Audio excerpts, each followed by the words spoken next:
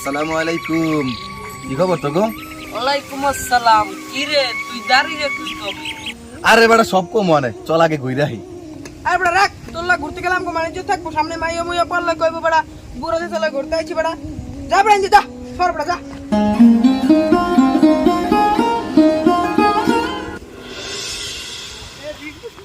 আসসালামু আলাইকুম কাকা। ওয়ালাইকুম সালাম। তুমি শরীফ বেরি সাইফুল না? জি চাচা। বাবা তোমার এই অবস্থা কা? আর তুমি এতদিন আশা রাখো? এই তো চাচা একটু পাবলিকে গেছিলাম তো, এই জন্য দেখেন না। ও ভালো। তা তুমি দাড়িগুলো রাখছো কা? আর বিয়ে শাদী করছো তুমি?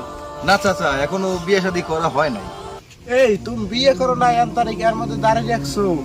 এই ছেলে তোমার কি দাড়ি রাখার বয়স হয়েছে? কি যে বুয়া বাড়ি শুরু করলো, পাবলিকে যায় আর দাড়ি রেখে না, এগুলো আর মানিয়ে নেওয়া যায় না। শুনেন চাচা, দাড়ি রাখা সুন্নাত, আর দাড়ি রাখার কোনো বয়স নাই।